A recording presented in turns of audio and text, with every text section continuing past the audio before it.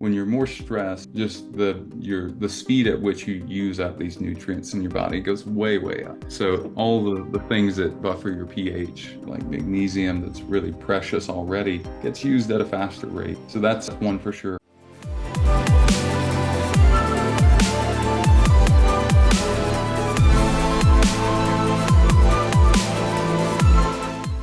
Why are people in need of more minerals or supplementing with minerals? What is going on that has led to that situation?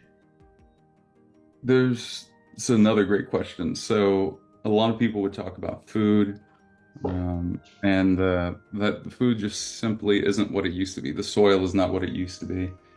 We talked about iron fortification earlier. We didn't talk about things like glyphosate and how that captures and binds up minerals, copper, for example, and how it causes so many different issues. But minerals are certainly missing from our soil because we just have the same crop year after year after year, and that in itself is just not going to be good because it's like the soil. I mean, it's you're taking the same nutrients.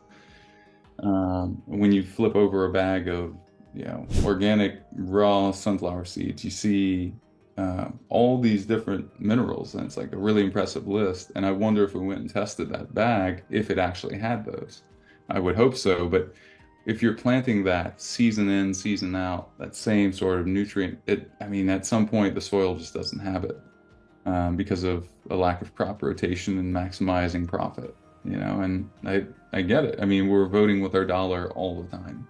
So I always encourage people to do all the things that seem like really obvious, like eat organic every time. Like even if you feel like it's expensive, just like suck it up and pay for it.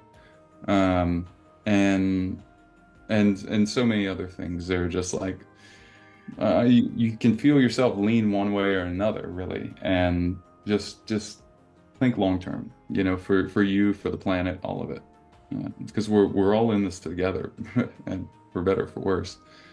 So those are a few thoughts. There's so many things connected. For example, I did a really advanced technique of stimulation of muscle fiber, and they talked about doing a partnership with us because they know firsthand that although their treatment is very effective, it also depletes magnesium from the body because they're using current. They're using a very low voltage device that's very effective. So yeah, I mean, there's just the daily use of our body as a machine, so to speak, that has certain requirements, and we have to make those requirements very obvious to people so that they can understand, sort of like, hey, you're out of gas. Like, here's a gas gauge. You're about to run out of gas. Time to fill up. And like a clear way to know that and a clear way to fill up. And that could certainly be, improved on, I think, for people generally. So. What do you think are some of the key minerals that are behind a lot of the health issues that we're suffering from today? Or maybe you could take us through a few specific health issues and common mineral imbalances or deficiencies that relate to them. Mm-hmm. Sure. The lack of focus and anxiety, I think, is really prevalent. It's something that, as COVID kicked off, I knew was going to be a real stressor for people. Just the lack of community, feeling more stress. When you're more stressed, just the speed at which you use up these nutrients in your body goes way up. So all the things that buffer your pH, like magnesium that's really precious already, gets used at a faster rate. So that's one for sure. All your adrenal minerals, so potassium, sodium, magnesium, to balance blood sugar, depending on the diet, get used up a lot. Things like keto can be really great for people if they're making some transitions, and it's also a lot like walking a tightrope in my opinion, when it comes to electrolytes.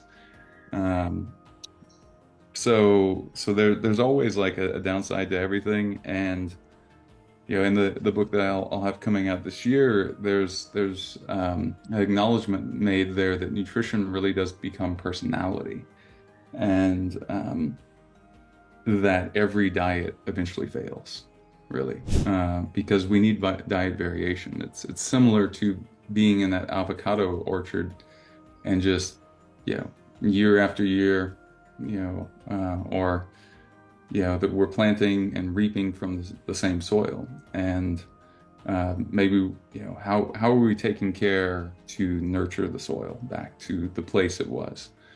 And are we, paying any attention at all to it? So I think better farming practices is a big part of it. Better harvesting practices, management of the entire food chain.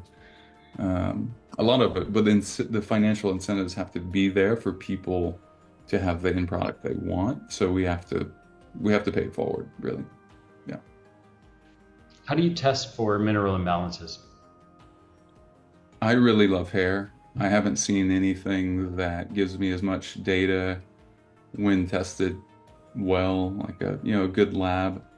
A lot of people, I think there's really two issues, or three. One, there's not a better alternative for looking at deficiency that I've ever seen, because blood, we use this phrase lifeblood, and I've said for years that blood is us on our best behavior.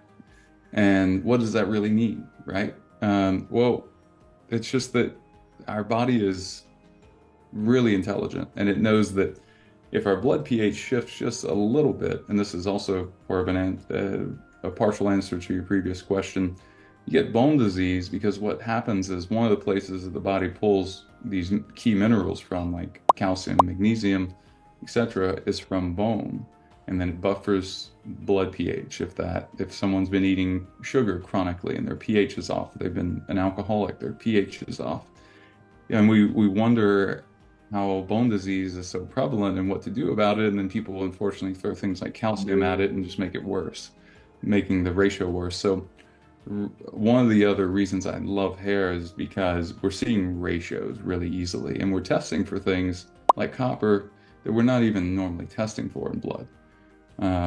So there's a couple different issues all at once there.